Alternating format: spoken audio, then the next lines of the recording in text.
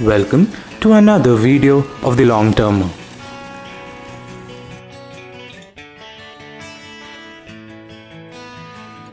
Now, what we have with us is the mighty muscular Mahindra Scorpio 2012 model.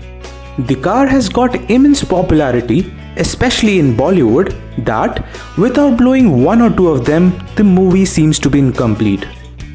Keeping all this aside, the sole purpose of this video is to share the ownership experience of this 8-year-old Scorpio, which has driven close to 70,000 kilometers, and as to how is it really to own and maintain one.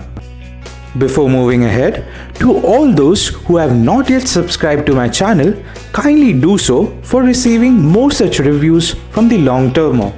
Now coming back to the review of this car, let me just start by saying that all is not so well from the ownership experience of this car.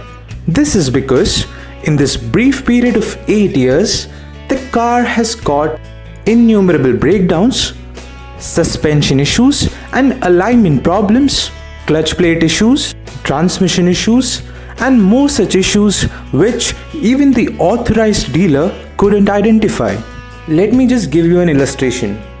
Supposedly, if your car faces one kind of problem and if you take it to an authorized dealer or an outside mechanic, you will certainly observe that the problem gets resolved then and there, but after a period of time, the same problem or an issue in connection to that crops up, which is really not desirable from the owner's point of view. Now, with respect to the gearbox of the car, throws are big. On the gear knob, you can feel all kinds of vibrations, and by any chance you have missed your workout sessions, then you can get your left arm workout quite easily by just shifting gears. The talking point of Mahindra Scorpio has always been its looks. Its aggressive and muscular styling makes it more appealing for the Indian car buyers. Even after all these years, the car seems to have aged pretty well and it still looks afresh. The road presence and stance of the car makes you feel such that you are much superior than others on road. It still has the potential of grabbing everyone's attention. Now let's talk about the drivability of the car as to how is it really to drive. The present car is the base model of the Scorpio, which is powered by a 2523cc diesel engine which produces 75 brake horsepower. There is another powertrain that is available, which is the M-Hawk diesel engine, which is more refined than this powertrain. It is to be pointed out that the power figures of this car on paper will not seem to be that impressive or intuitive, but in reality, the car is a pure joy to drive. The car feels very punchy and the torque figures of this car is also very impressive. If you are about to encounter any sort of bumps or potholes or any sort of bad roads, then you don't need to change gears all the times and you can go along even on higher gears. Another good part of this car is the amount of visibility that is offered on this car. You are seated much higher, as a result of which you can see the bonnet of the car, which is actually a good thing on neck-to-neck traffic.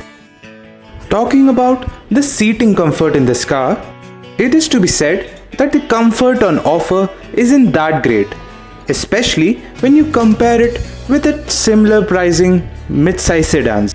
This is also due to the reason of it being a body-on-frame SUV.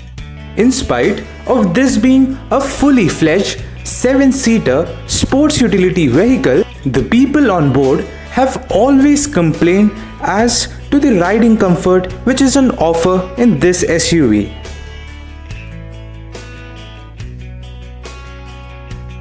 Due to it being a body-on-frame SUV, there are lots of body roll on offer.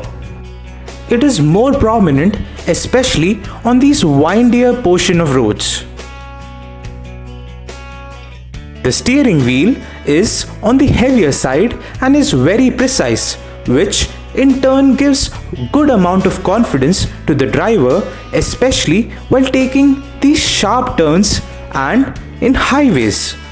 But on the contrary, while cruising on highways, especially when you are at higher speeds, the car doesn't give much of a confidence and feels very scary and is unstable at times. Even the fuel efficiency figures are very poor and it ranges from 8 to 10 kilometers per liter in city driving conditions. To sum up, I will definitely recommend this car to all those who don't have concerns such as high maintenance or low fuel efficiency figures. But for others, this is not a great buy. That's it for the video. Thanks for watching.